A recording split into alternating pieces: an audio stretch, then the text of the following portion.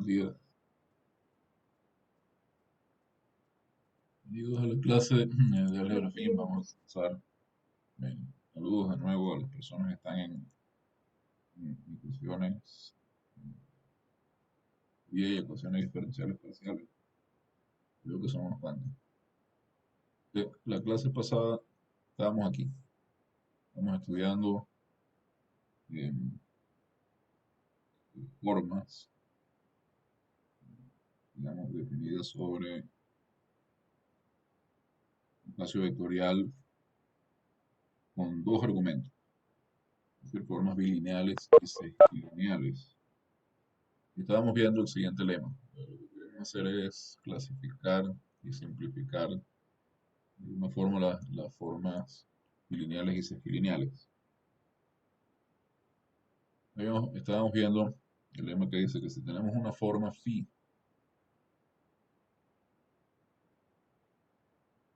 de un espacio vectorial B mayúscula, entonces este espacio B es la suma directa ortogonal de el kernel de phi con un espacio B sub 1 con este espacio. Un espacio B sub 1 al que cuando uno restringe forma phi, el espacio B sub 1 tiene una forma phi sub 1, esta forma es no singular, no singular, en el espacio B sub 1 y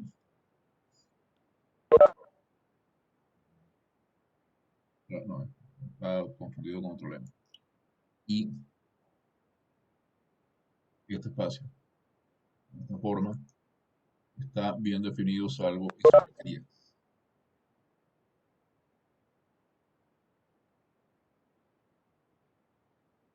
La cosa es que yo no determino acá que en este B sub 1 como específico. Tengo, cuando demostramos esto, resulta que dejamos eh, abierta la opción de cómo escoger este B sub 1, pero cuidado que sea cual sea la opción que escojamos, si escogemos un espacio que tenga estas características y luego escogemos otro y escribimos B mayúscula como suma directa ortogonal con uno y con el otro, vamos a tener que el espacio que estamos escogiendo para escribir B como suma directa ortogonal del kernel de phi más este espacio va a ser eh, va a ser siempre, si escojo un B sub 2 en vez de un B sub 1, este B sub 2 va a ser isométrico con el B sub 1, siendo la forma restringida ese espacio. Nosotros lo que vimos la clase pasada, hacer, hemos demostrado la clase anterior que si uno tiene un espacio V sub 1, V sub 1 es un espacio tal que B es la suma directa del kernel de phi con este B sub 1, entonces eh,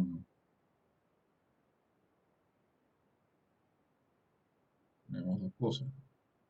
Primero, que B es la suma ortogonal directa del kernel de phi con B sub 1. Y segundo, vimos también que phi 1 es no singular en B1.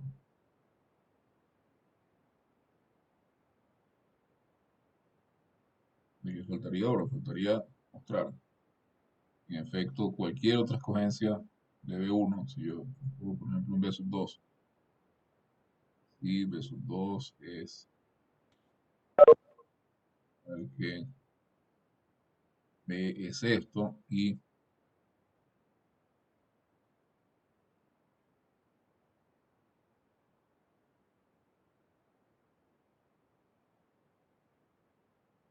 B sub 2 es esto. Entonces, B sub 1, phi sub 1 y B sub 2, phi sub 2 son isométricos. Es decir, existe isometría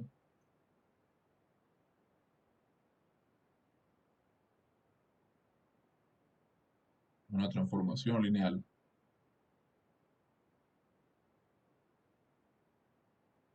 con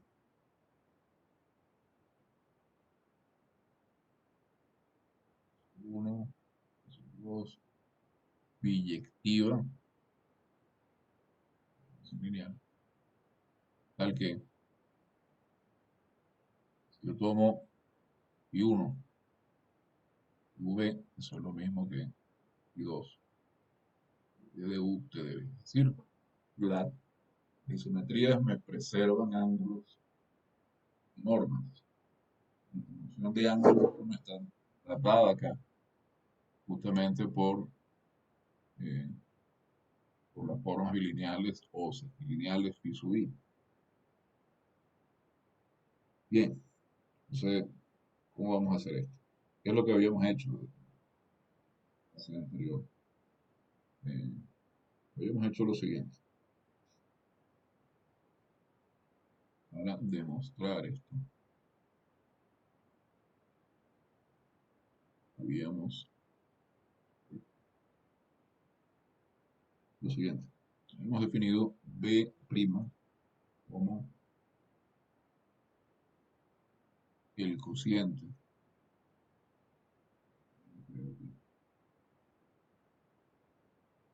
phi de B con el kernel de phi. Eso nos da un espacio vectorial. Ya lo habíamos visto. Que es un espacio vectorial.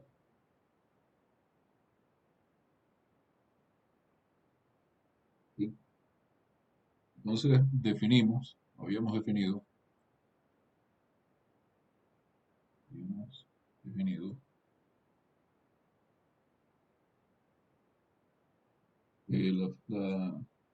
esta función en B' por B'. La función va de B' en cuerpo F, cuerpo de escalares. Lo habíamos definido de la siguiente forma. Si uno tiene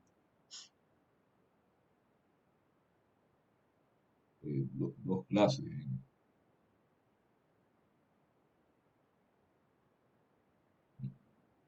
sí,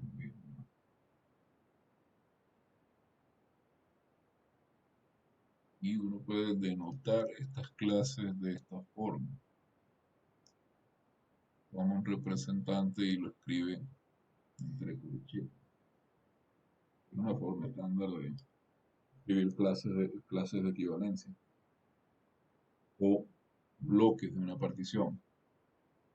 Mismo, haciendo exactamente la misma cosa. Ya habíamos definido phi' de esta manera. Si tengo la clase de U, la clase de B, phi' de clase de U, del par formado por las clases de U y B, es el resultado de aplicar phi a los vectores U y B, los representantes de esta clase. Entonces, uno cuando define una función en términos de representantes de una clase de equivalencia, de una relación de equivalencia, debe verificar en efecto que esa función está bien definida. Debemos, me quedé a mitad de camino con esto, verificar que esta función está bien definida. Es lo mismo, no depende de los representantes que se elijan. Sí. El punto que yo debo mostrar acá es que si tomo,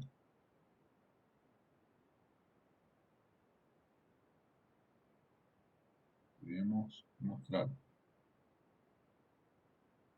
que si tomamos un techo, por ejemplo, con un techo perteneciente a la clase de U y B techo, se debe entonces aplicar phi a U techo, B techo, arroja el mismo resultado que aplicar phi a V. Esto pues, permite decir que phi prima de la clase de U y la clase de B está bien definida. ¿Sí?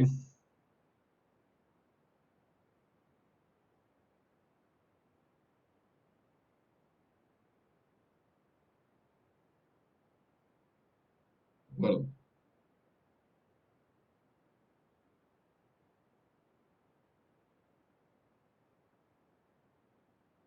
si tienen alguna pregunta, por favor, lo pueden hacer en cualquier momento que necesiten hacerlo. O sea, yo estoy diciendo que un techo es un elemento de clase de U. Y estoy diciendo que B techo es un elemento de la clase del B. Es decir, un techo tiene esta forma. Esto es U más algún elemento, vamos a llamarlo, con H en el kernel de phi. Y B techo es B más P con este P algún elemento en el kernel de phi. ¿Sí? Entonces, observen, vamos a calcular pi de V menos pi de U techo, B techo. ¿No? Fíjense, lo que voy a hacer es escribir este B techo, ¿no? Como, acá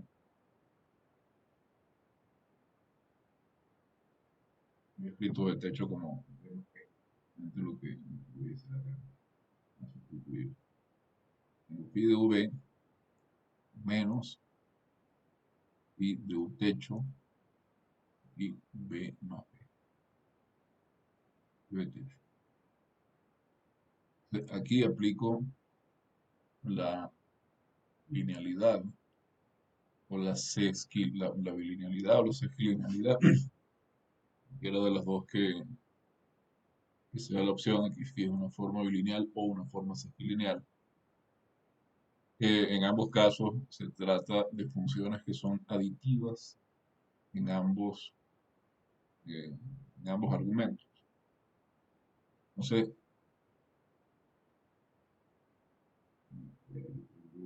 y de U hecho, y de V. Entonces aquí tengo phi de U techo B más phi de U techo B por la bilinealidad o la sesquilinealidad. Ya tengo que notar lo siguiente. P está en el kernel de phi. Esto es C, porque P pertenece al kernel de phi. Así que lo que tengo del lado derecho de la igualdad es pi de V menos pi de U techo B. U techo B de nuevo, yo lo puedo escribir como, ¿verdad? No hace falta. Esto lo puedo escribir así. Esto es phi de u menos u techo igual a b. Y u menos u techo es un elemento del kernel. Lo he puesto aquí como h. U menos u techo, bueno, u techo menos u, y me queda menos h. Phi de menos h, ¿ok? Y h pertenece al kernel de phi. Entonces, esto es cero. Pues menos phi de hb. Vamos a escribirlo explícitamente. Menos phi de hb. Esto es cero. De manera que, en efecto,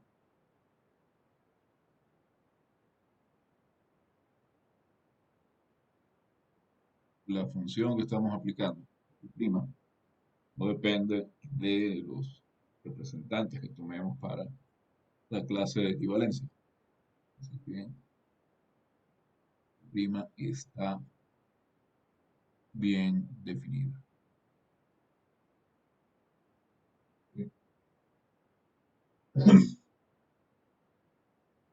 ¿Qué es lo que faltaría hacer para demostrar lo que queremos demostrar? Falta, lo único que falta es verificar que la función pi, en la función pi,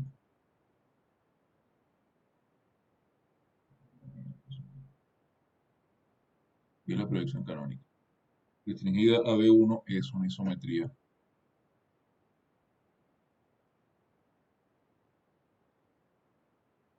de estos dos espacios, de este espacio en este espacio.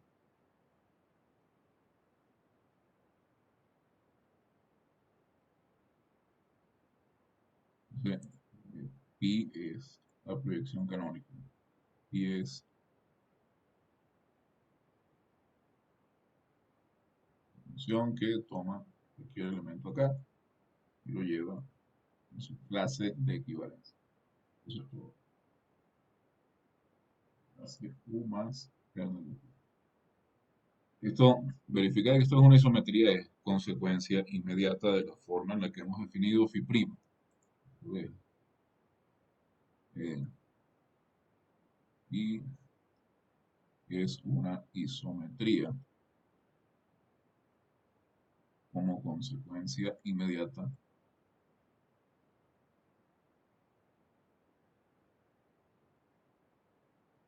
de la definición de phi'.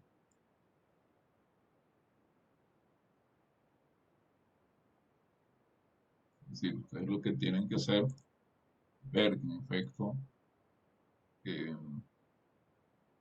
tienen u y b en b sub 1 y v phi sub 1, primero phi sub 1 es pi restringido de sub 1, es igual a pi de u y de b. Es decir, igual a que es prima, prima de pi de u pi de b.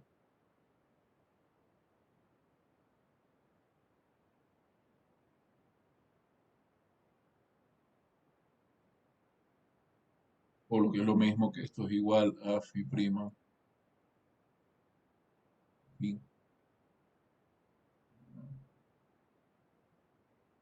que si lo escribo resuelvo eh, un ejercicio directo por la definición trivial. Eh, ¿Por qué esto demuestra que si yo tomo un B sub 2, entonces esto es isométrico a B sub 1? Bueno, si yo tengo un B sub 2, cualquiera que satisface la tesis del teorema, y B sub 2, al que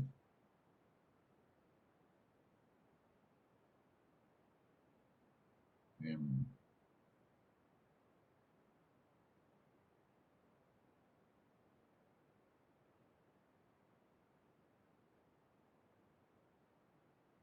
esta suma directa ortogonal, pues yo tengo igual que B sub 2 y sub 2, esto es isométrico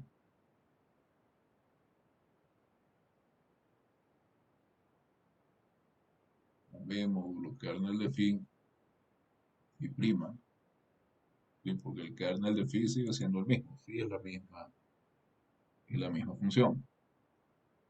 Entonces, como la isometría es una relación de equivalencia, es relación de equivalencia. Esto concluye la demostración. ¿Por qué?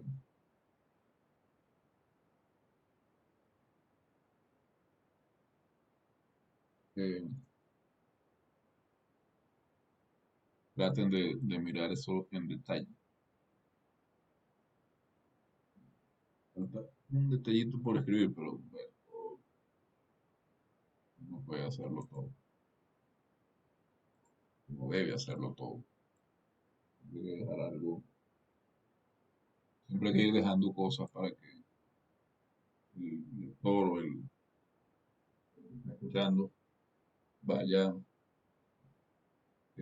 rellenando algunos detalles sin pasarse. Porque a a veces uno lee algunos libros, y si está leyendo algún artículo es seguro que va a haber detalles que no son nada triviales, pero que no están escritos completos. Pero en el caso de un libro de texto o de una clase, estos detalles deben ser no muy difíciles de verificar.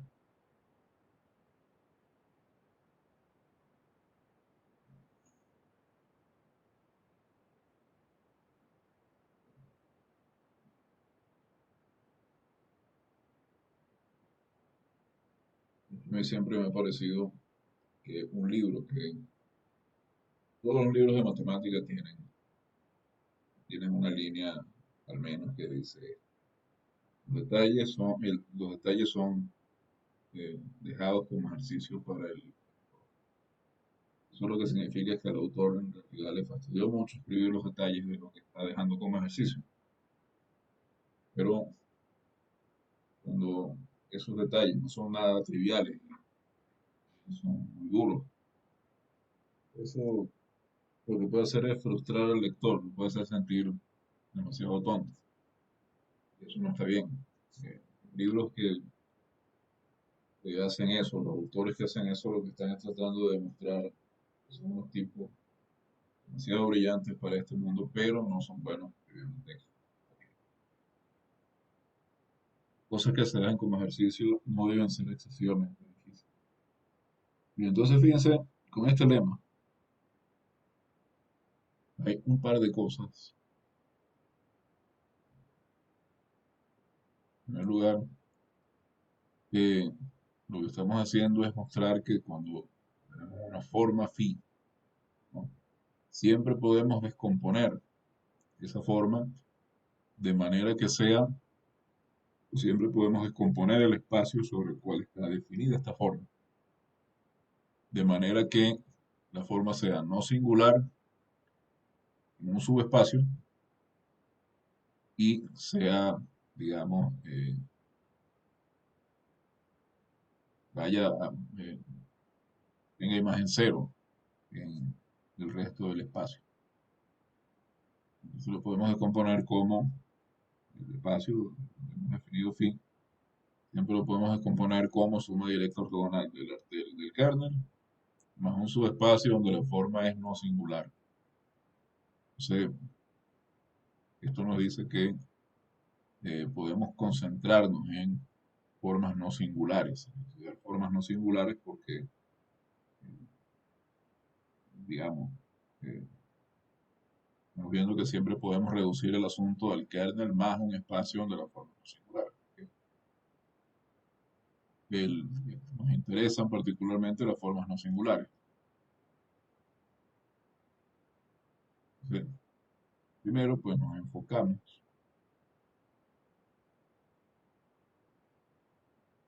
en formas no singulares.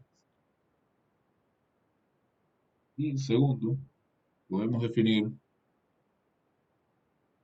ciertos invariantes correspondientes a la forma.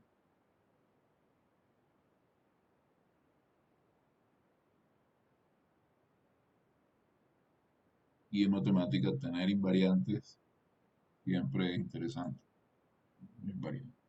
Invariantes ayudan a clasificar estructuras, funciones, espacios, etcétera, etcétera. Entonces, definición.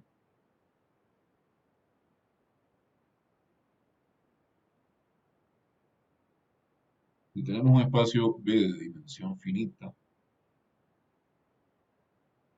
B, un espacio vectorial sobre un cierto cuerpo de escalares F de dimensión finita. Y tenemos una forma phi definida sobre este espacio B.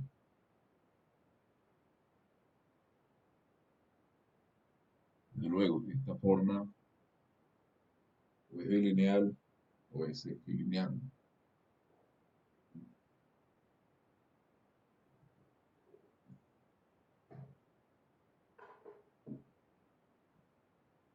Entonces, podemos definir un número asociado a esta phi.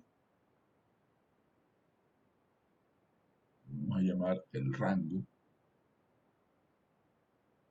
grande. La forma phi es la dimensión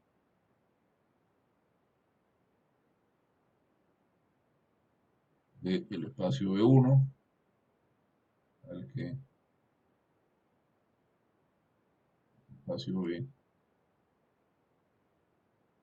es la suma directa ortogonal del kernel de phi con B sub 1. Evidentemente es un invariante porque ya vimos que si tenemos otro espacio B sub 2 al que B es el kernel de phi, suma directa con B sub 2, entonces, ¿no? Entonces B sub 1 y B sub 2 son isométricos. Pero para ser isométricos tienen que ser isomorfos como espacios vectoriales. Y para ser isomorfos, ya que son de dimensión finita, deben tener la misma dimensión. Entonces, en efecto, el rango, una forma phi, no depende de cómo se escoja el subespacio B sub 1. Vemos.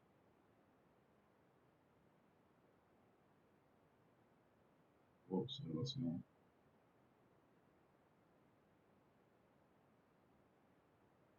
Si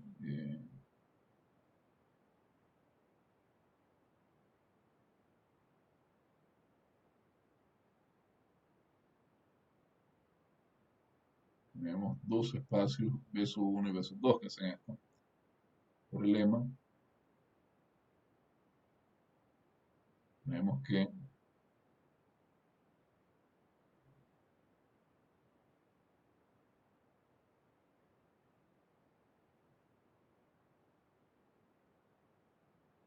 estos dos espacios con esta forma son isométricos.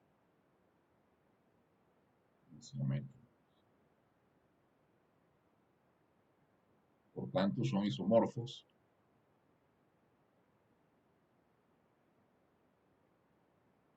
Y en consecuencia,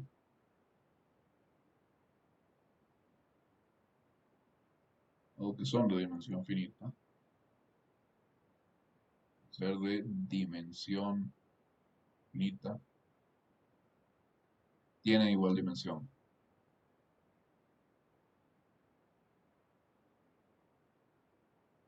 Entonces, el rango de phi está bien definido. ¿Sí?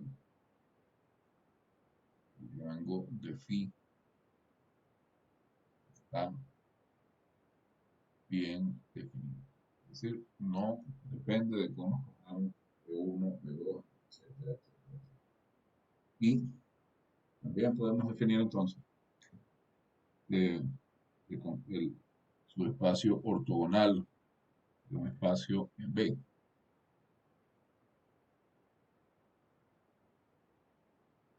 Definición 2.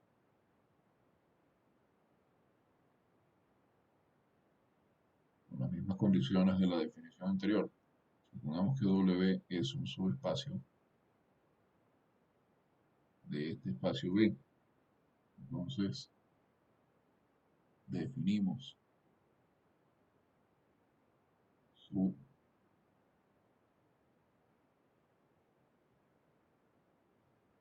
subespacio ortogonal con W, le ponemos un signo ortogonal aquí como superíndice, son los elementos de B,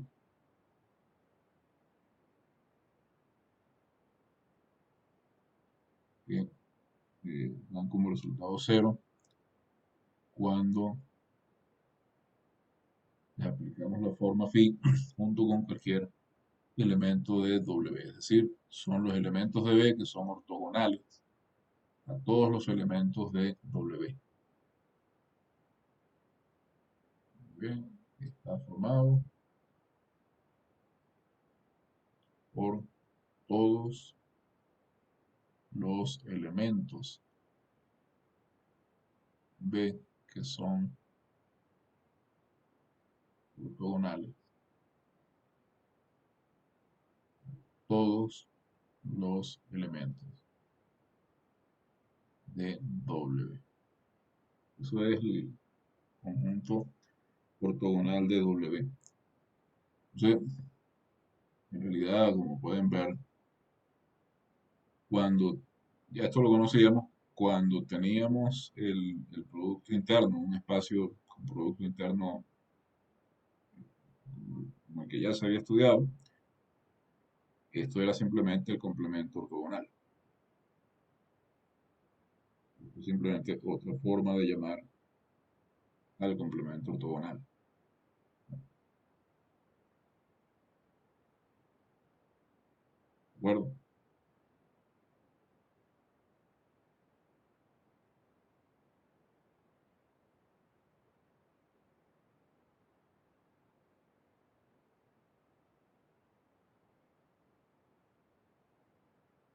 ¿Una pregunta?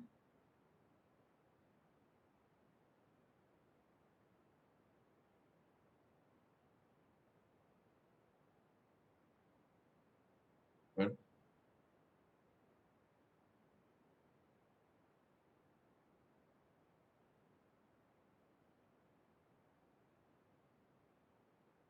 ninguna pregunta por ahora. Ok, aquí un mensaje, todo claro.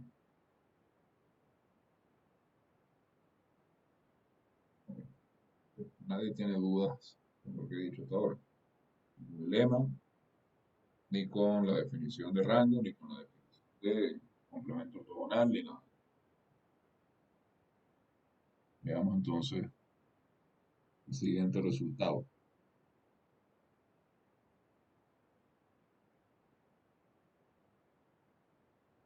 Estos lemas, A1, lema 2, lema que vamos a ver luego, intentan simplificar las formas y clasificarlas, formas definidas en espacios vectoriales de dimensión finita. Entonces, son herramientas importantes en este sentido.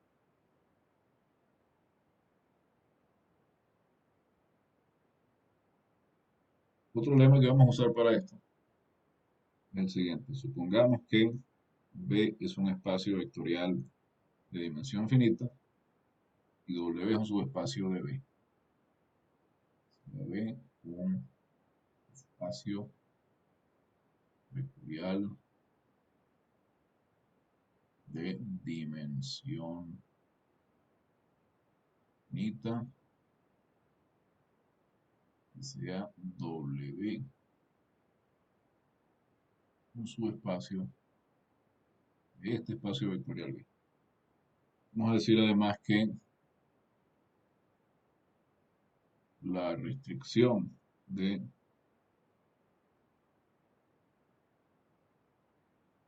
la forma phi del subespacio W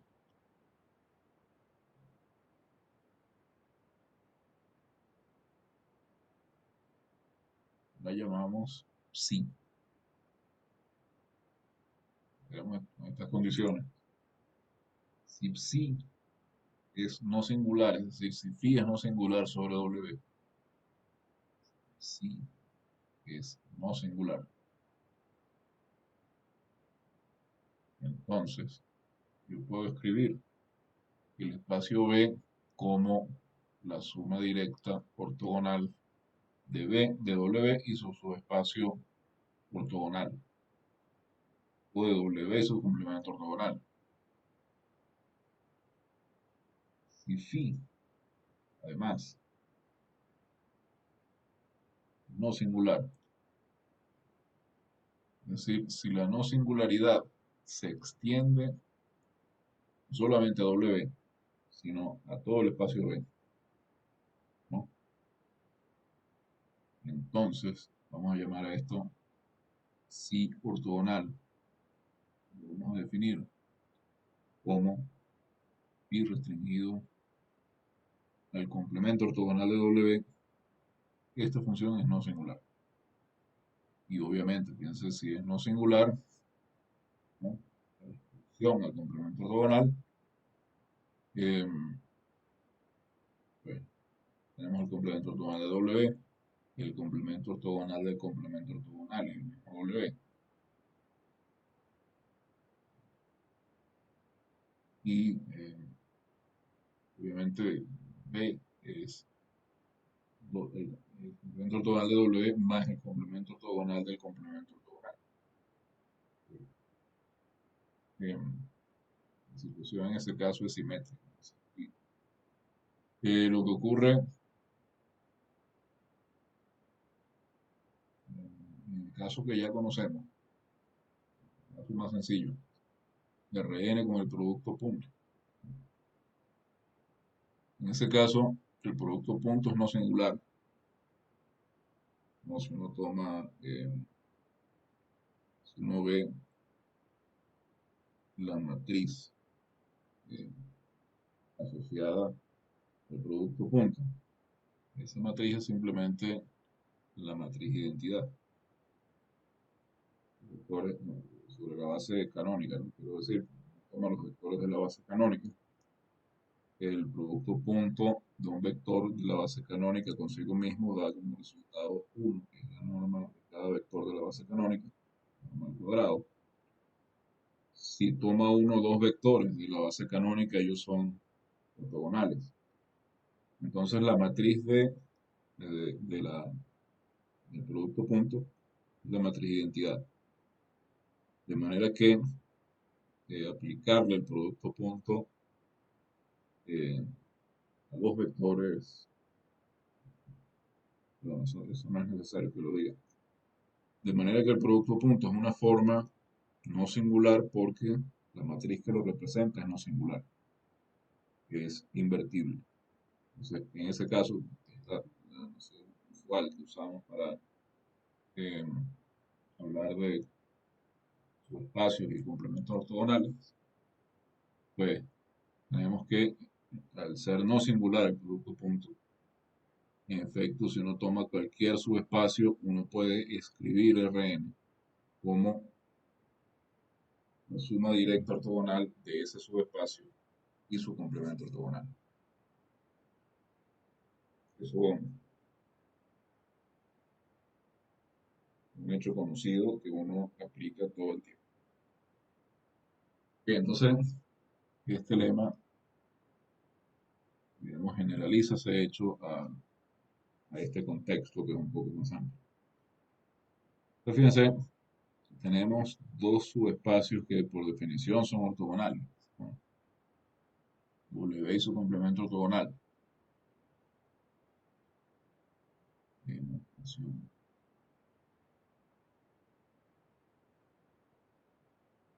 W y el complemento ortogonal de W son ortogonales por definición. Misma definición de complemento ortogonal, así que todos son ortogonales. Entonces basta demostrar que uno puede escribir B como suma directa de estos dos subespacios para mostrar que B es la suma directa ortogonal de estos dos subespacios. Para mostrar esta B mayúscula es suma directa de estos dos subespacios para mostrar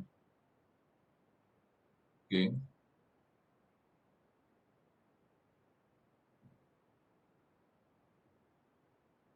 B es esta suma directa.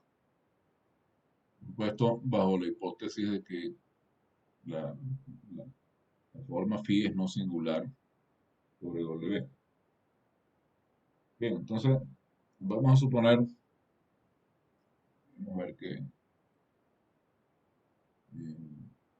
B es suma directa de estos dos.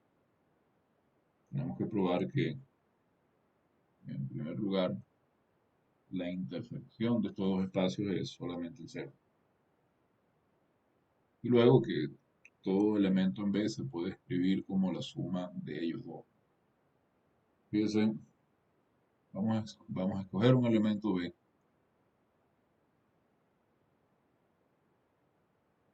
Vamos a decir que B es un elemento de esta intersección.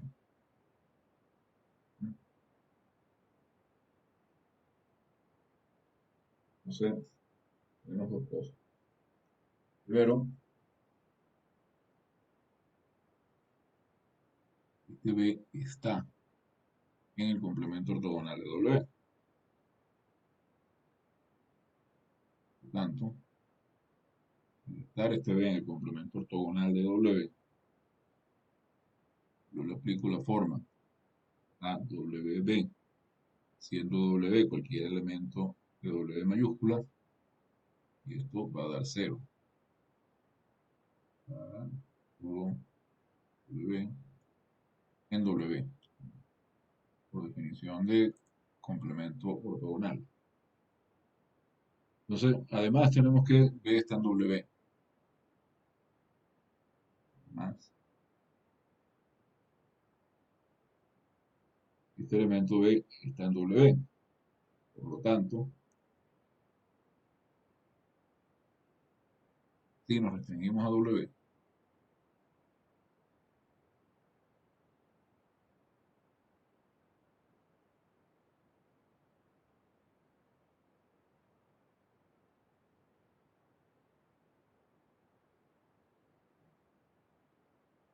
tenemos la forma psi.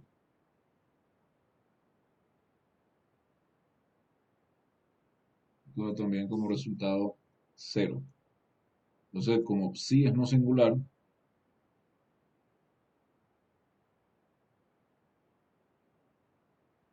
psi es la restricción de pi a W, y tenemos la hipótesis de que no es singular, que en detalle,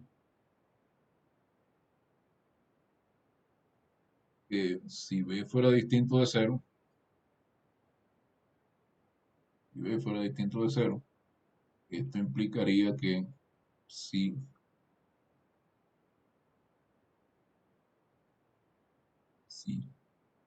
de W0 con B es distinto de 0 para algún W0. Pero fíjense que eso no ocurre. Es 0 para todo elemento W en W. Y entonces esto hace que necesariamente B tenga que ser igual a 0. ¿Sí? Entonces, lo que tenemos acá es que la intersección entre estos dos espacios es 0. Si suponemos que un elemento está ahí, ¿no? Entonces necesariamente ese elemento es 0. Eso quiere decir que la intersección de estos dos espacios está contenida en el subespacio trivial. Pero como el subespacio trivial está contenido en todo subespacio, Esto quiere decir que la intersección de W con su subespacio ortogonal es el subespacio trivial. ¿De acuerdo? Tengo dos subespacios que se intersectan en el subespacio trivial. Esto, perdón, que la intersección es exactamente el subespacio trivial. Todos se intersectan en el trivial. Pero en este caso, la intersección pues contiene únicamente el cero. Bien, esto bastaría para, no basta para demostrar eso. Para terminar de demostrar que W y terminar de demostrar que B es la suma directa de W y su complemento ortogonal, tenemos que mostrar que todo elemento en B se escribe como la suma de un elemento en W y un elemento en W ortogonal. Bien, falta mostrar que si B es un elemento en B grande, entonces B es igual a algún B sub 0 más algún W sub 0, B sub 0 en W y W sub 0 en el complemento ortogonal de W. Eh,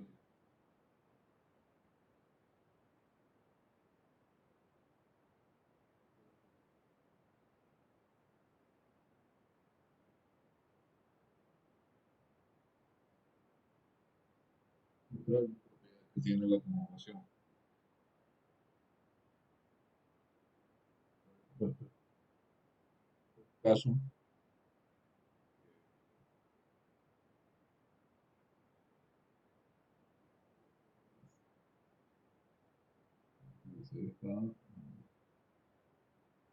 y si ustedes lo leen directamente en el texto, capaz tarda un poco en caer en cuenta. Dice, vamos a poner acá mm, una pequeña digresión. Recuerden que phi es bilineal o sesquilineal.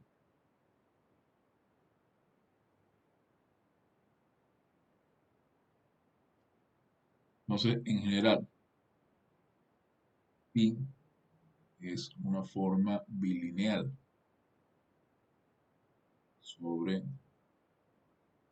E mayúscula si ocurre lo siguiente.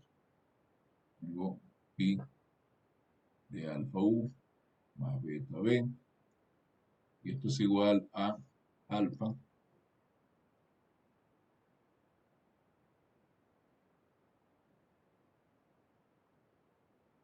por pi de u beta b, y esto es igual a beta por pi de alfa u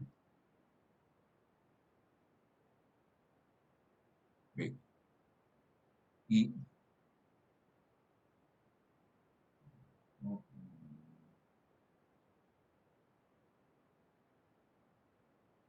bueno, esto lo puedo escribir así directamente, pero es un poco raro, así que lo voy a escribir por separado.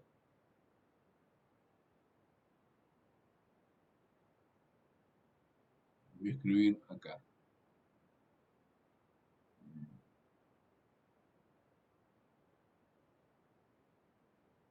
Alfa por pi de v, y esto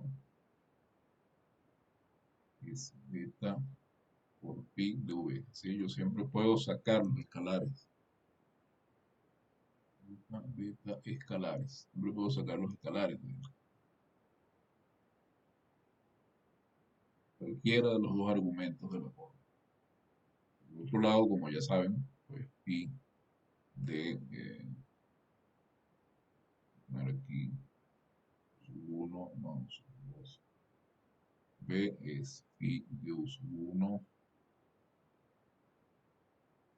B más phi de u sub 2b, y pi de u b1 B1 más B2 es igual a phi de V1 más phi de V2. Es una forma bilineal. Y una forma sequilineal, bueno, por repasar, o sea, cosas que no hayan leído bien y se les escape.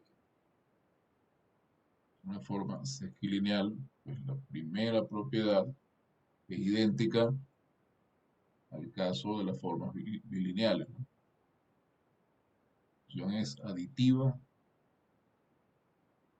sobre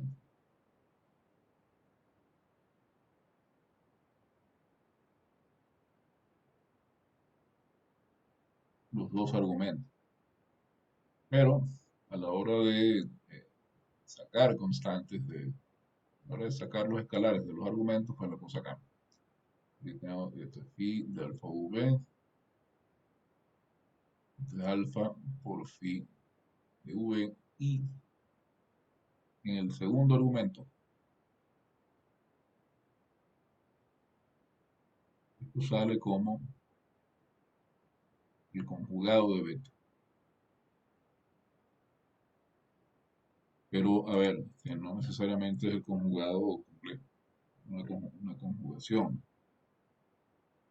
Beta, beta conjugado, la imagen de beta, según una conjugación no trivial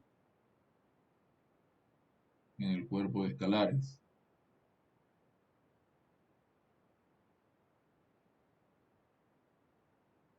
Y una conjugación no trivial en el cuerpo de escalares tiene estas propiedades.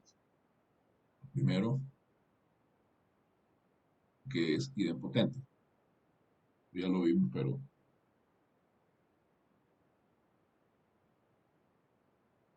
no estoy convencido pero estoy bastante inclinado a creer que tal vez muchos no recuerden esto. Es una función que es aditiva y es multiplicativa y además es idempotente. Y al ser no trivial, el conjugado de x va a ser distinto de x. Esto es porque es no trivial. En efecto, la conjugación en los complejos tiene esta propiedad. Pero fíjense que no es el único contexto en el que estamos definiendo eso. Estamos definiendo un contexto más general. No sé qué ocurre.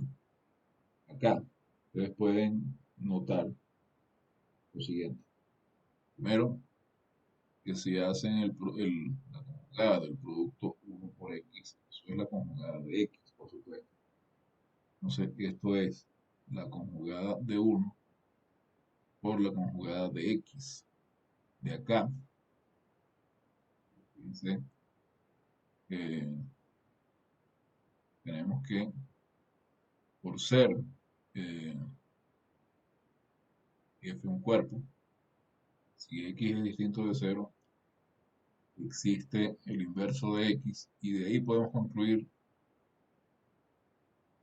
que el 1 queda fijo por la conjugación.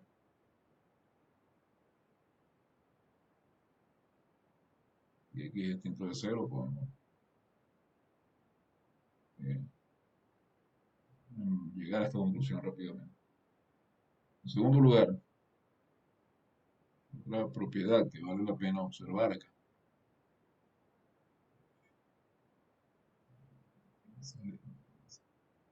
Otra propiedad que podemos observar acá es que si tomamos la conjugada de x, ¿no? Esto es igual a la conjugada de x más 0. Y esto es la conjugada de x más la conjugada de 0. Y de acá podemos obtener, restando conjugada de x a ambos lados, que la conjugada de 0 es 0, es decir, 0 pertenece también invariante bajo conjugación. Lo cual nos lleva al siguiente punto. Menos 1 más 1. Menos 1 más 1 es 0. Entonces, la conjugada de menos 1 más 1, que es la conjugada de 0, es 0. Pero por otro lado, esta conjugada es igual a menos 1. La conjugada de menos 1 más la conjugada conjugada de uno, ya vimos que la conjugada de uno es uno, entonces esto es la conjugada de menos uno más uno. Al ser esto cero, implica que el menos uno también queda fijo por conjugación. ¿Qué necesito esto? Lo necesito por lo siguiente. Si phi es esquilineal,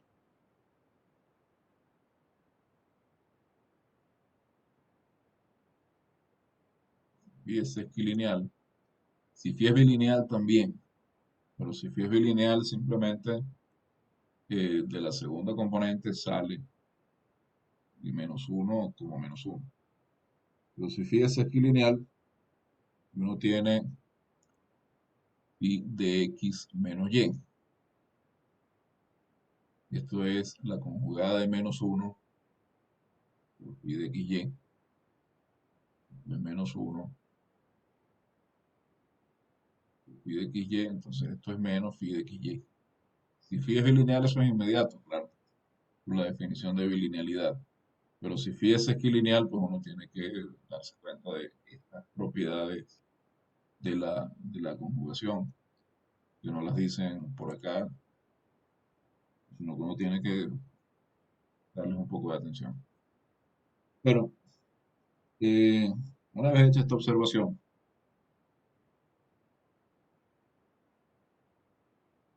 vamos a demostrar que, saben que no tiene nada que ver, pero vamos a ver que esto hace falta.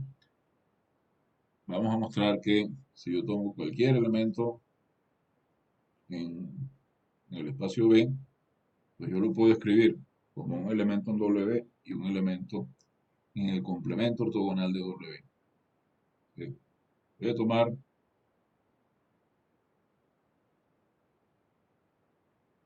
un elemento B sub 0 en el espacio B mayúscula y defino la siguiente función. Defino la función T,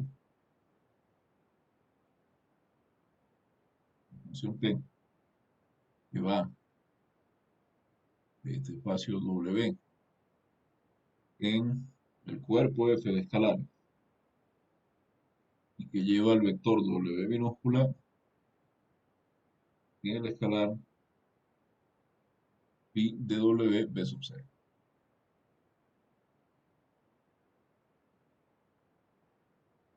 W B sub 0. Esto por definición es una transformación lineal. ¿Qué estoy haciendo? Estoy tomando pi sobre pares donde la segunda componente, el segundo argumento de phi está fijo. Entonces, dado que esta phi es una forma bilineal, es lineal en la primera componente, esa t tal como está definida es una transformación lineal. Esto es una transformación lineal.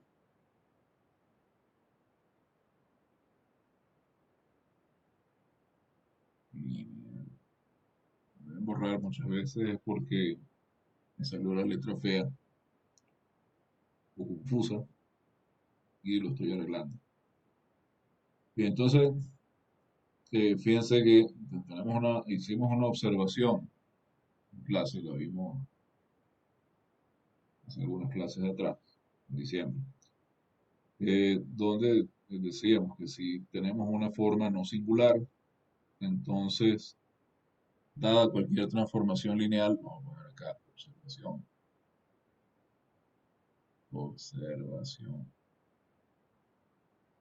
Vamos a buscar.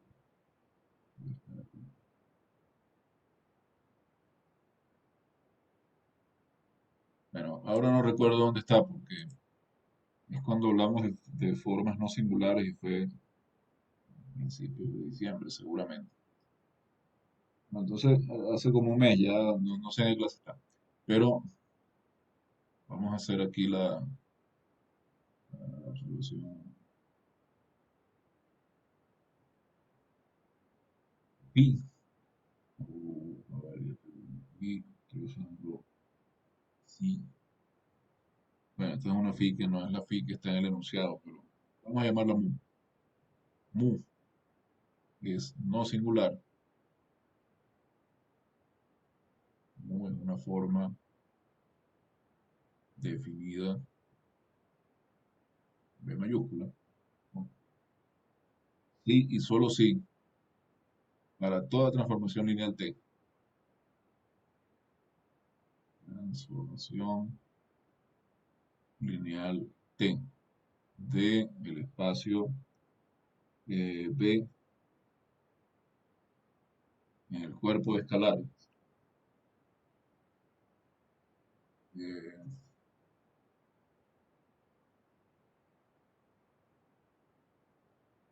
parte la estoy citando de memoria.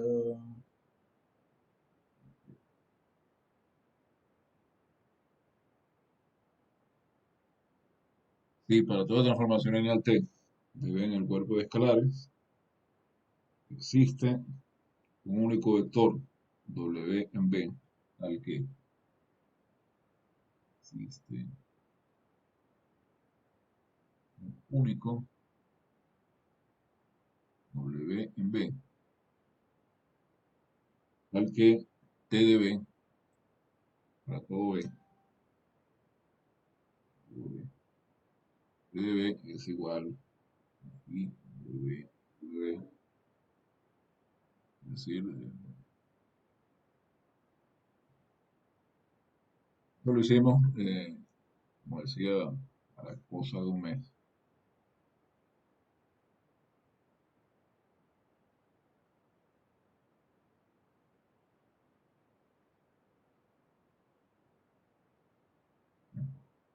Lo demostramos, pero aplicando esta observación a la situación que tenemos acá, fíjense, hemos definido una transformación lineal que va de W en F y estamos diciendo que phi es no singular como hipótesis, estamos diciendo phi es no singular en W. Esto que estoy poniendo acá en azul tiene que ocurrir para toda transformación lineal de W en F. En particular, para esta transformación lineal, yo sé que existe un único W0 en W. Existe un único W sub 0 perteneciente a W, al que de W es igual a psi de W0, es decir, esto es igual a phi de W0 porque eh, psi es simplemente phi restringida a W, ¿sí? Y este T de W a su vez, fíjense, phi de W0, ¿no?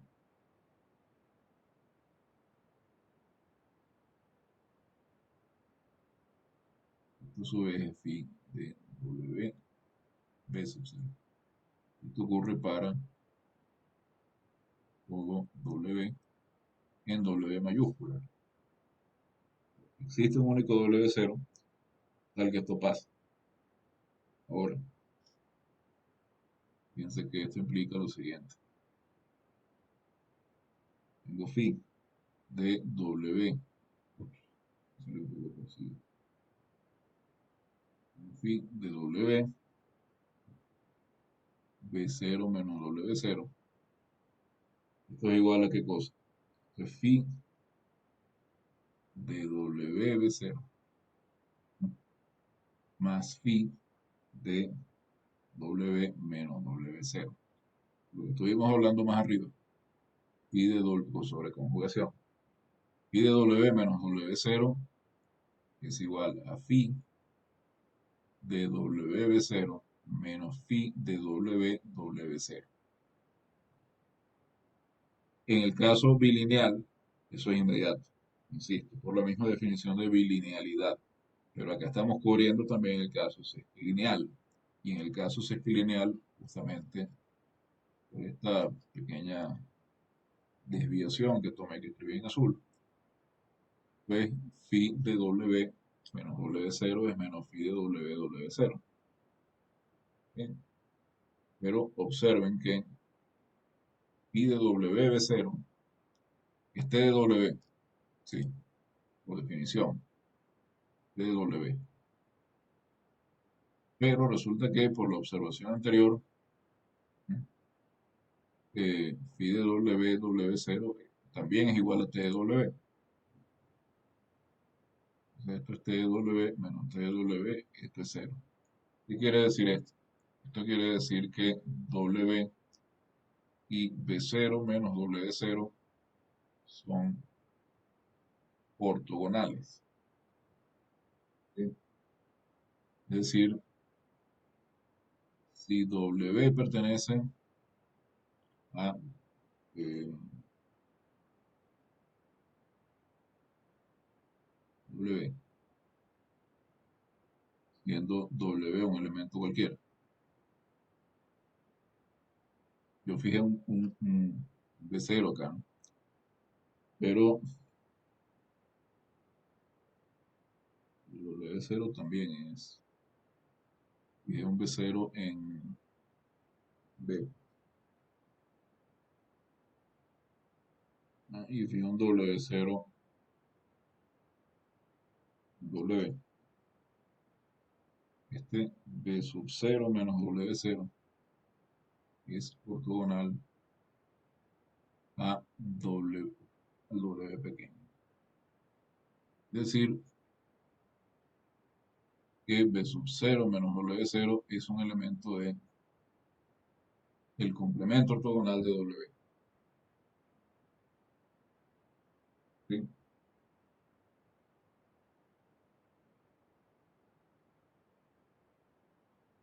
Pues fíjense que este B sub 0 que cogí más arriba, B sub 0 era un elemento cualquiera de B.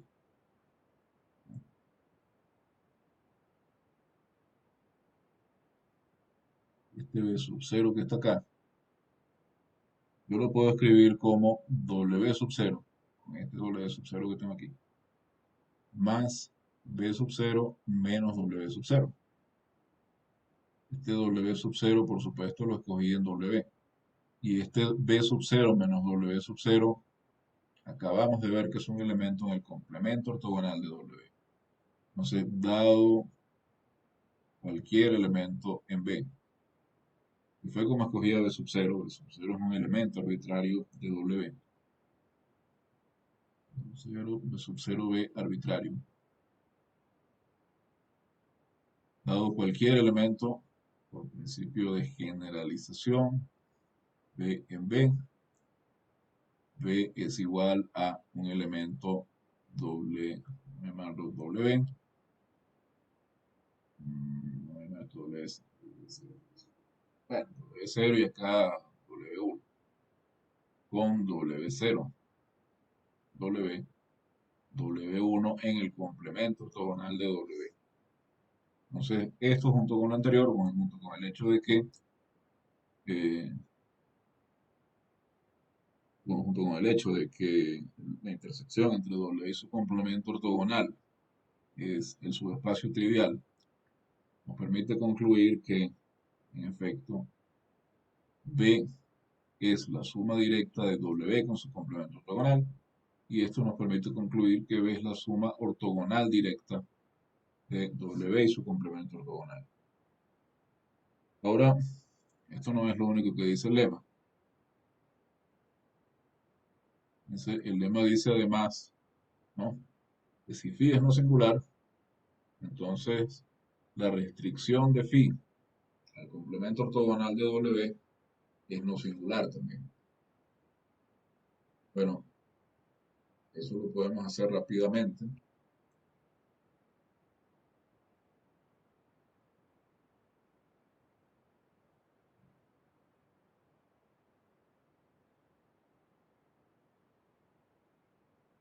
Suponiendo que, pongamos, que phi no es singular y vamos a encontrar una contradicción. Eh,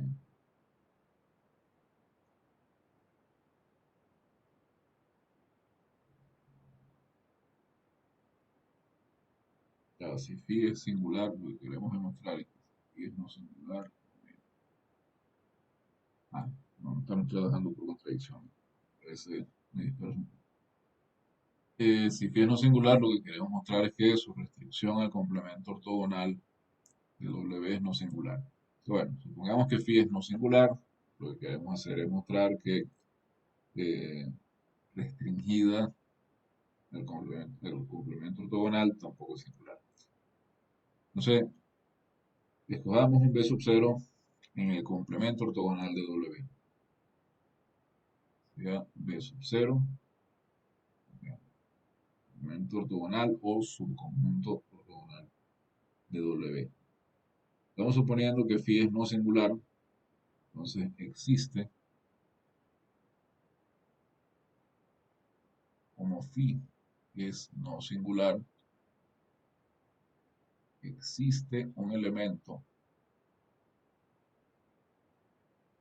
vamos a llamarlo B, en B mayúscula, al que ya tengo que escoger, vamos a poner esto de una vez, sub 0, vamos a hacer el punto de 0. No sé, una caracterización de la no singularidad nos dice que una forma es no singular, sí, para cualquier elemento distinto de cero, existe un elemento en el espacio al que phi aplicada a estos dos elementos es distinta de cero. Entonces, existe un B acá, tal que phi de B sub 0, es diferente de cero. Una caracterización que hicimos también de la no singularidad. Entonces, este B lo podemos escribir, como ya vimos, como suma de un elemento W más un elemento en el complemento ortogonal de W. Como ya hemos visto,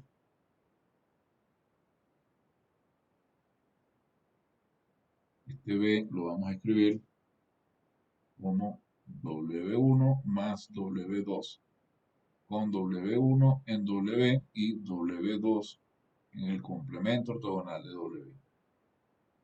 Estamos suponiendo, por supuesto, que la restricción de phi a W es no singular para poder hacer esto. ¿Sí? Recuerden, volviendo acá al lema.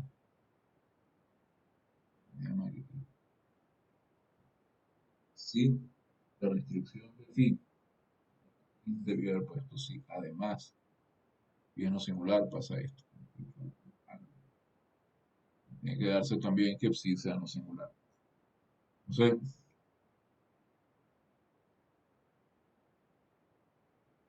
estoy suponiendo que psi es no singular, restricción de phi a W es no singular, no se puede escribir B como una suma, como la suma de un elemento en W y un elemento en W ortogonal. Bien, fíjense lo que tengo entonces. Tengo que 0 es diferente de pi de W1 más W2 y B0. Estamos suponiendo que phi de B0 es distinto de 0. Si B es W1 más W2, entonces phi de W1 más W2 B0 es distinto de 0. Al ser esto distinto de 0 y al ser phi una forma bien bilineal o bien sesquilineal, pues phi de W1 B0 más phi de W2 B sub 0. ¿Sí? Entonces, como W1 está en W y B sub 0 en el complemento ortogonal de W,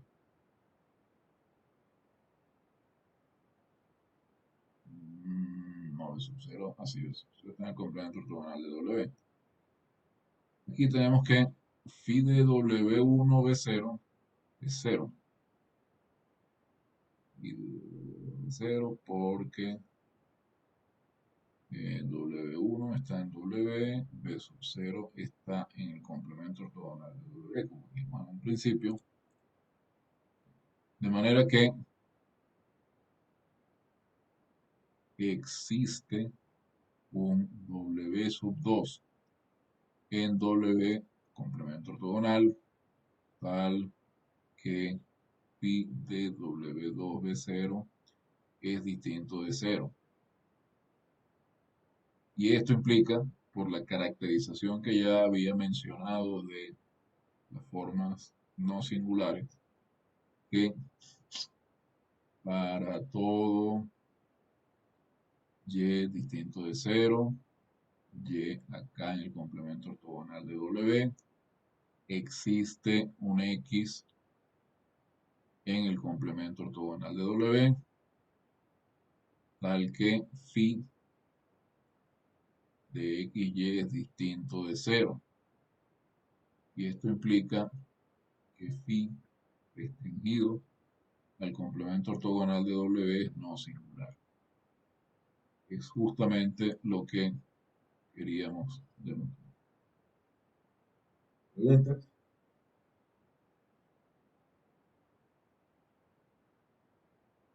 Esto último es una caracterización de la no singularidad de phi. Phi es no singular, sí, solo sí, para todo y distinto de cero. Existe X tal que phi de X y es distinto de cero.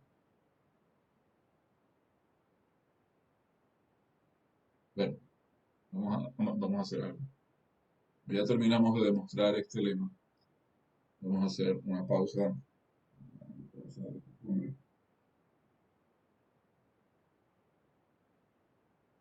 Y al finalizar esto, continuamos. Bueno, y acá, a ver,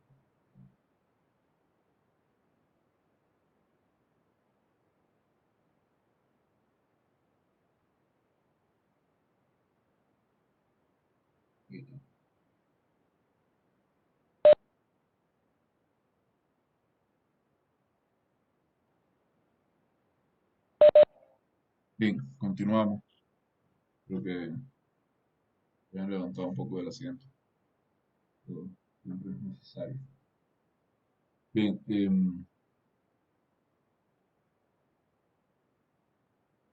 fíjense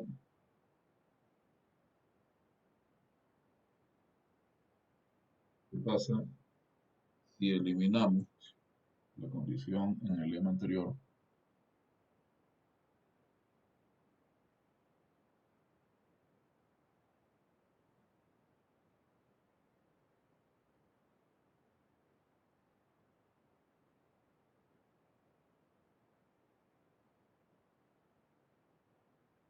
Fíjense, si quitamos la condición de que phi sea no singular al restringirla a W, pasa si eliminamos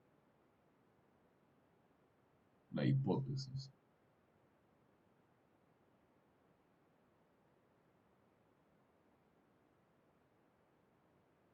Bien, phi restringida a W sea no singular. Bueno, consideramos esta función. Definimos la forma, vamos a suponer que tenemos el cuerpo F,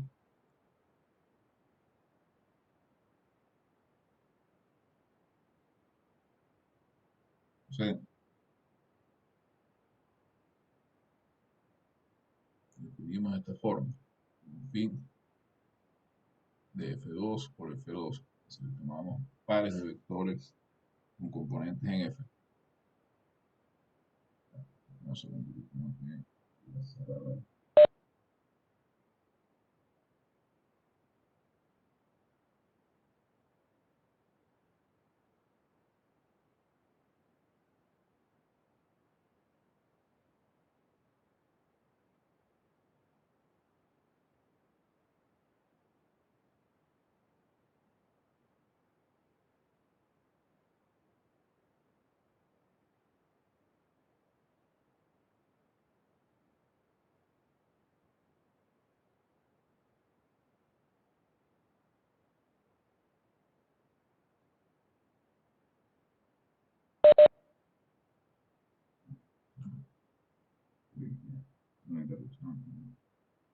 Aquí voy a cerrar la puerta. Entonces, vamos a definir esta forma phi, que lleva pares de vectores W,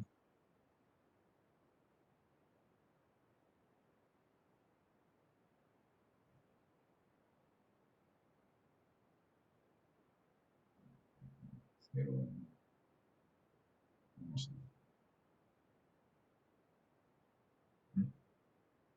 ya pares de vectores W, en el escalar B traspuesto por la matriz 0, 1, 1, 0, por el vector W. Entonces, vamos a ponerle el nombre a los componentes. Fíjense que B es A1, B1. Vamos a poner B igual a A1, B1. W, vector de componentes A2, B2. A1, A2, B1 y B2 son elementos de F, desde luego. Entonces, phi de W, ¿qué es esto? Ya tenemos el vector A1, B1 por la matriz 0, 1, 1, 0 por el vector A2, B2. Por asociatividad, acá podemos multiplicar en el orden que queramos. Es decir, podemos multiplicar A1B1 por la matriz, o podemos multiplicar la matriz por A2B2 primero, y después hacer el otro producto que nos falta. Entonces, es más cómodo si multiplicamos, por supuesto, la matriz 0, 1, 1, 0 por el vector A2B2. A1B1, ya nos queda B2 a sub 2. Y esto ya es el producto punto. Tengo A1B2 más B1A2. Y esa sería una forma general, una fórmula general para la forma de dos vectores B y W cuyas componentes son A1, B1 y A2. Bien, ahora miren el siguiente subespacio. W va a ser el espacio generado por el vector 1, 0. Es decir, el espacio generado por es el espacio que forma todos los vectores que tienen espacio que contiene a todos los vectores de esta forma. Vectores cuya segunda componente es 0. Bien, entonces,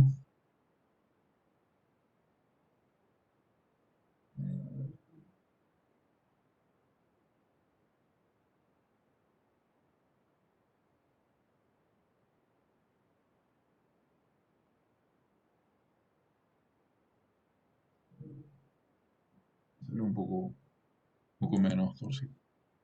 Bien, entonces vamos a tomar un vector y, la y en W, y y distinto de 0.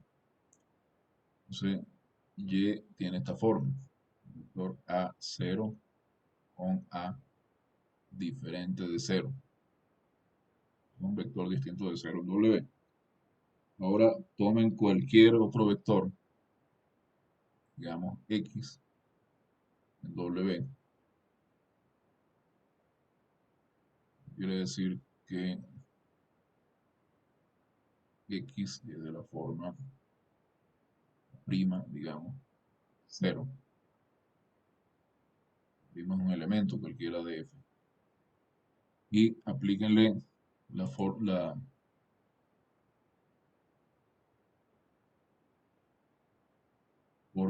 phi al par xy. Fíjense la forma general que tenemos acá. Tendríamos aquí, la primera componente del primer vector por la segunda componente del segundo vector. Aquí tenemos la prima 0 más la primera componente, la segunda componente del primer vector por la segunda componente. Se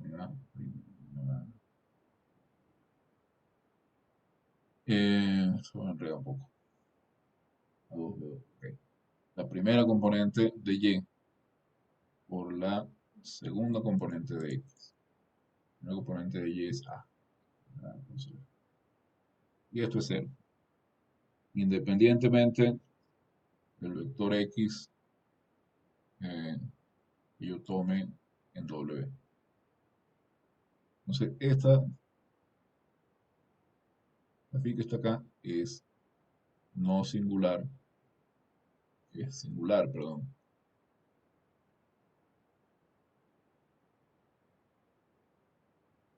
Es singular en W. ¿Por qué? Porque si yo tomo un vector que es distinto de 0 en W, cualquier otro vector en W, si yo le aplico phi a ese par de vectores, el resultado va a ser cero. Y tengo una caracterización de las formas no singulares que me dice que para todo y distinto de cero, debe existir un x tal que phi de xy sea distinto de cero. Y no existe. Entonces, en este caso, esta phi es singular en W. O sea, no es no singular. Claro, eh, observen que, bien,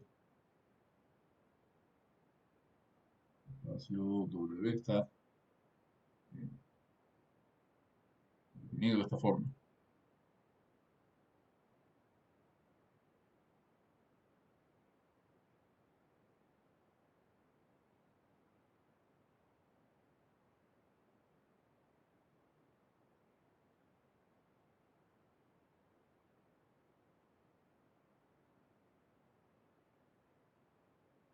Entonces, tomen un vector cualquiera en W.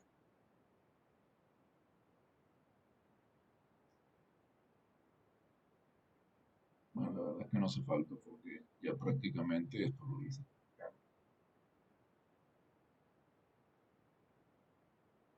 Em, no hace falta ni que lo escriba. Tomen un vector en W que es un vector cualquiera y vimos que ese vector, si lo hacemos phi con cualquier otro vector en W, el resultado es cero. Entonces, esto también demuestra, no, también demuestra que si X está en W, X0, digamos,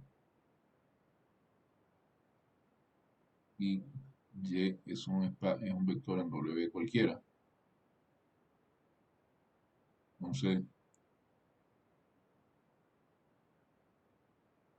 phi de X0, Y es cero.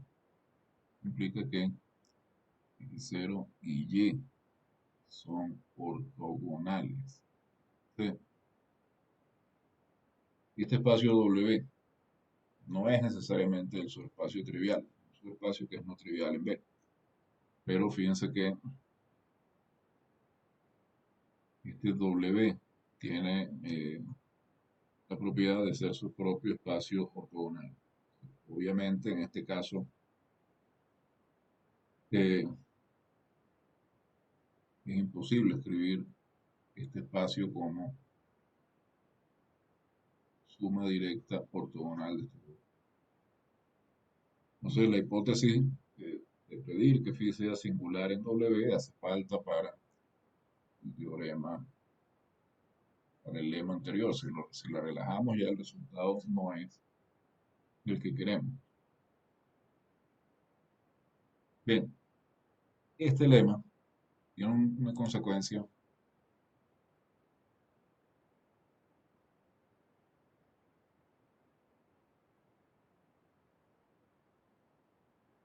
eh, sobre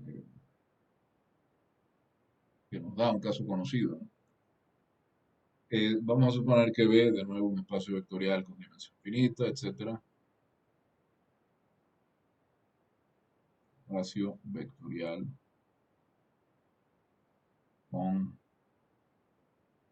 dimensión finita, ¿no? Y vamos a decir que W es un subespacio de B.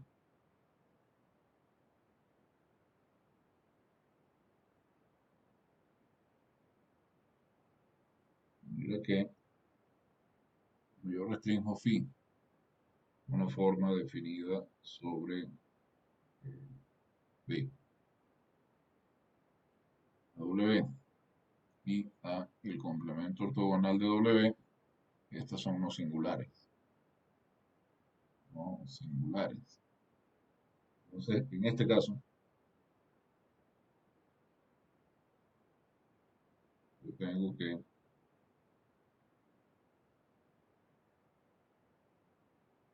W es el subespacio ortogonal del subespacio ortogonal de W. Pero en este caso, habíamos dicho que el caso que nosotros conocemos, que es el producto interno en Rn, el caso más inmediato, que ahí tenemos que el producto punto es no singular. Y si tomamos un espacio no singular restringido a ese espacio y es no singular también restringido a su complemento ortogonal, no singular en todo Rn. Y ahí tenemos justamente esta propiedad. Complemento ortogonal del complemento ortogonal de complemento ortogonal del complemento ortogonal de un subespacio es de nuevo el subespacio. Ocurre no solamente en Rn, sino en, especialmente en todos los espacios de dimensión finita con el producto isométrico del producto punto. Ustedes saben, todo espacio de dimensión n es isomorfo al espacio Rn y uno puede definir eh, siempre una isometría ahí entre el producto. Uno siempre puede encontrar un producto interno de un espacio de dimensión finita que sea isométrico del producto punto en Rn. Entonces, eh, en el caso del producto punto y producto isométrico, producto punto, tenemos la conclusión de este teorema. Bueno, demostrar esto es bastante directo, así que este corolario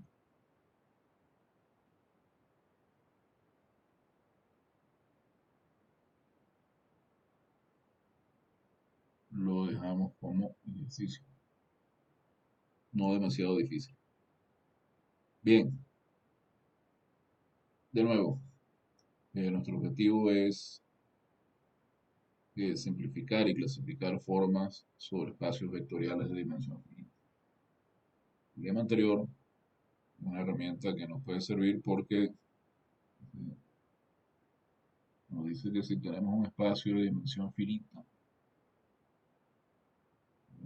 por acá está el enunciado, dice que si tenemos un espacio de dimensión finita y tenemos un subespacio que necesariamente también va a tener dimensión finita, ¿sí? Si restringir fin, una forma definida sobre B, no, nos da una forma no singular, que entonces tenemos el espacio B escrito como suma directa ortogonal de W y W ortogonal. Bueno, esto nos permite argumentar sobre las bases de W y W ortogonal. Nos permite usar argumentos inductivos. Entonces,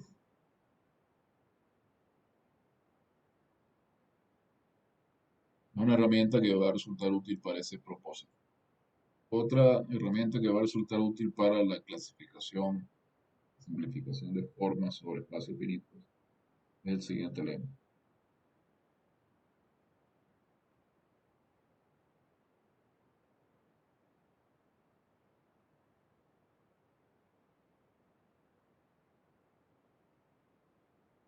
Digamos que B es un espacio vectorial, por supuesto, de dimensión finita sobre F. B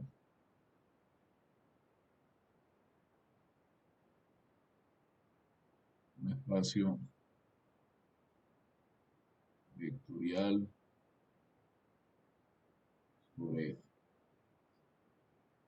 ¿No?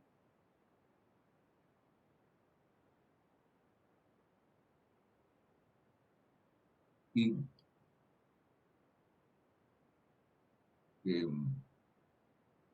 sea phi no singular una forma definida sobre este espacio B.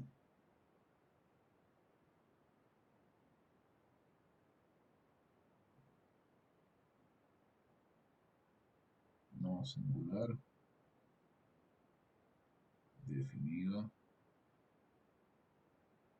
sobre este espacio B. Entonces, eh, vamos a suponer un par de cosas más, porque fíjense, es un cuerpo cualquiera. Si F tiene característica distinta de 2, la característica de F no es 2. Supongamos que phi es simétrica o hermitiana.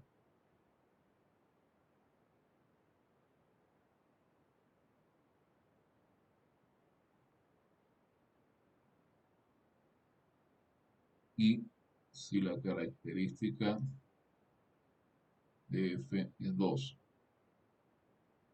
vamos a suponer que en este caso phi es hermitiana. Es decir, no, si suponemos es simétrica, esto no va a servir, como vamos a ver luego.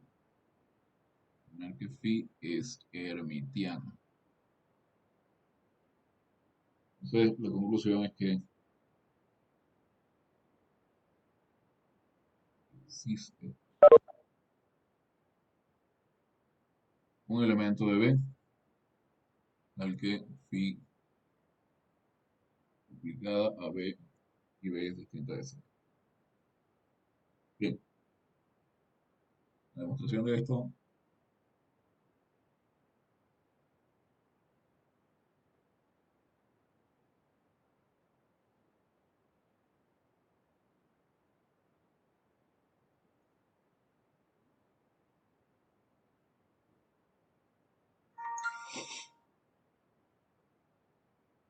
déjame silenciar acá.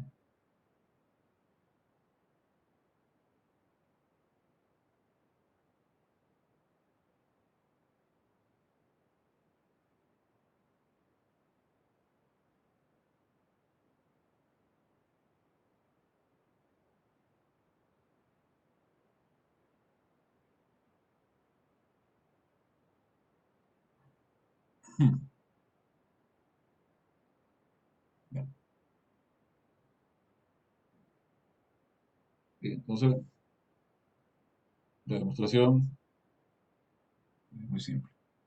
Vamos a tomar un vector B1, B. O sea,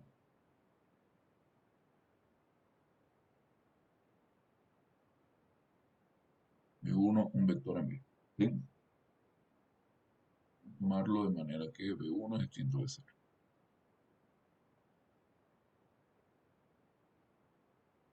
Si esto es distinto de 0, entonces B es B1 y ya la demostración está lista.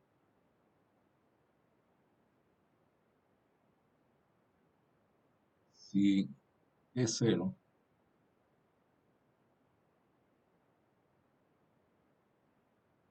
pues entonces la demostración está lista. Tenemos que hacer algo más. Entonces, en este caso, como phi es no singular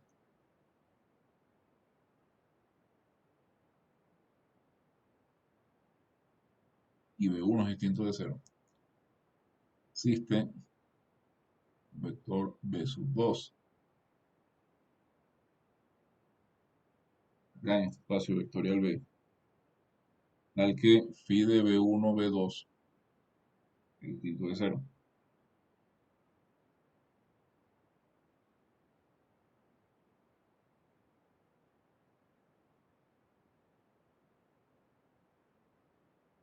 Es de B2, B1. Phi de B2, B1.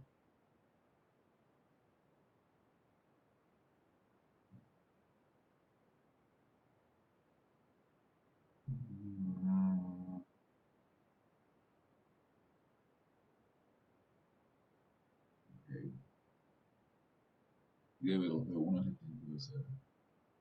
Pero como phi es simétrica o hermitiana, así que hay un par de casos.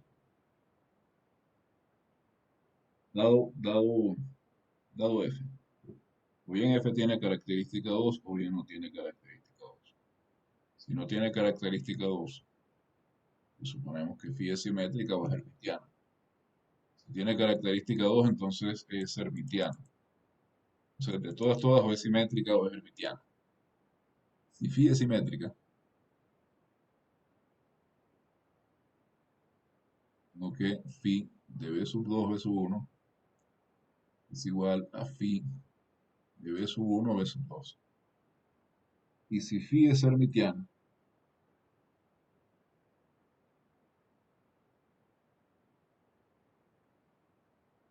tengo que phi de b sub 2 b sub 1 es el conjugado de phi b sub 1 b sub 2. Entonces, de todas maneras,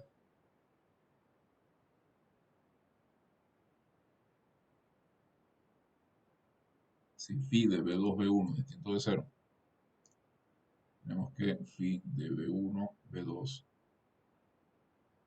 es también distinto de cero.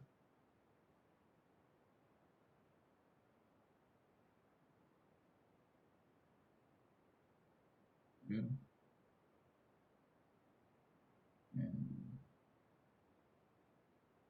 Vimos que el conjugado de cero es cero y conjugación es inyectiva. Entonces, en efecto, si phi de b2 b1 es distinto de cero, phi de b1 b2 es distinto de cero también. Bien. ¿Qué vamos a hacer? Vamos a tomar b sub 2 y vamos a mirar qué pasa cuando hacemos phi de b sub 2 b sub 2. Si esto es distinto de cero, entonces vamos b igual a b sub 2. Ya. Si no, tengo que hacer algo más. Si phi de b2 es cero, hacemos lo siguiente. Piensen, vamos a tomar b sub 3, pero ahora no es cualquier b sub 3. Desde el principio, vamos cualquier b sub 1 al azar.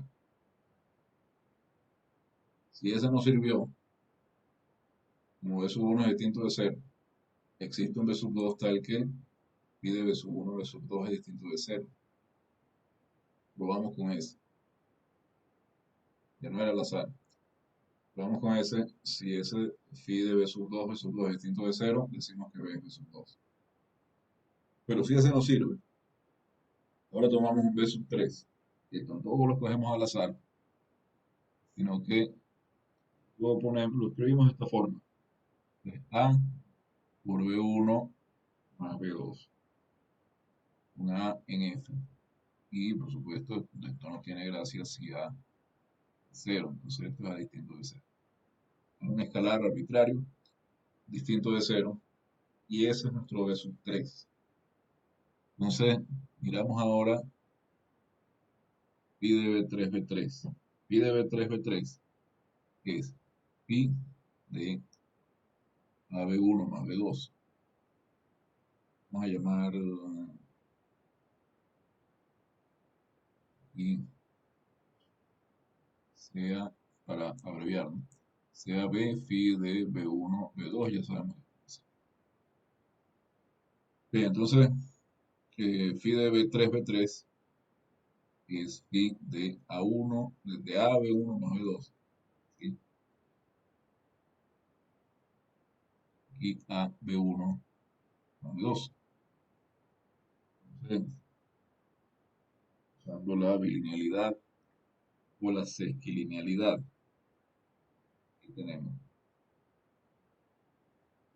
En el caso de que phi es bilineal y simétrica, acá tenemos, esto es phi de AB1, AB1 más I de AB1, B2 más I de B2, AB1 más I de B2, B2. Tenemos por acá que phi de B2, B2 es cero, porque si no, no estaríamos haciendo esto. Entonces, esto es phi de AB1 a B1, pero esto es A por phi de B1, B1. Y esto también es cero, más phi de AB1, B2, más phi de AB1, B2, por simetría.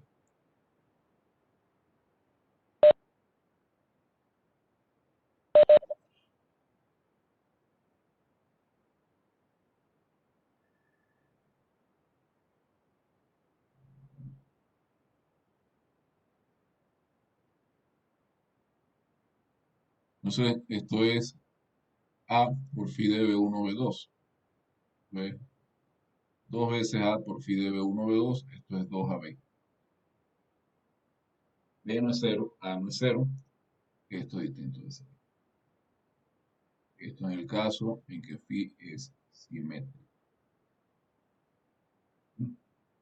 En el caso en que phi es hermitiano, si phi es hermitiano, entonces tenemos que phi de B3, B3 es igual, debe ser todo lo que hicimos en el caso anterior, llegamos a que esto es phi de AB1, B2 más phi de AB2, de B2 a B1. Es decir, llegamos hasta este paso. Pero obviamente ahí no podemos usar simetría, hasta este paso no, perdón, hasta este paso. Obviamente ahí no podemos usar simetría porque no tenemos simetría. Tenemos hermiticidad, hermitianicidad. Eso. Entonces, acá lo que tenemos es que esto es phi de AB1, B2 más conjugado de phi de AB1, B2. Y de acá, si tenemos, de acá podemos sacar el A ciertamente, pero si tenemos hermiticidad, hermitianicidad, nunca me había preguntado cómo se le decía la propiedad de una forma de ser hermitiana, así que no sé si es hermiticidad o hermitianicidad. Bueno, eso. Acá, como es hermitiana, pues sabemos que este A sale de aquí, de la primera componente también como A. Este es A por la conjugada de phi de B1, B2. Entonces esto es A, por esto que lo hemos llamado B, más la conjugada de A por B, esto es A conjugado por B conjugado. Ni A ni B son cero, entonces A por B no es cero, entonces la conjugada de A por B no es cero. Así que esto también es diferente de cero. Y con eso pues tenemos, usando la elección apropiada, digamos, para A y para B, con eso tenemos que B, B3 que está acá es el elemento B que estábamos buscando, tal que pi de B, B es diferente de cero.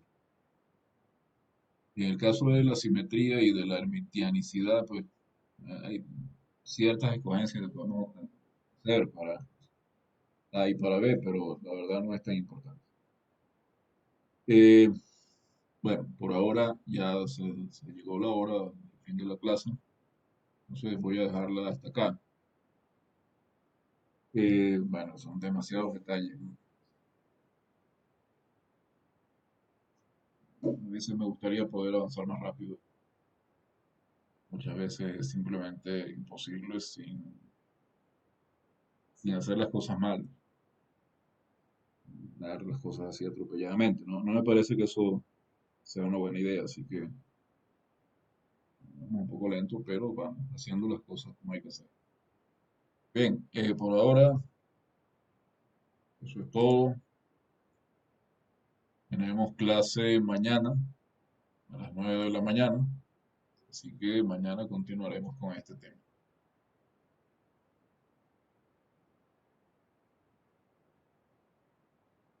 ¿Una pregunta?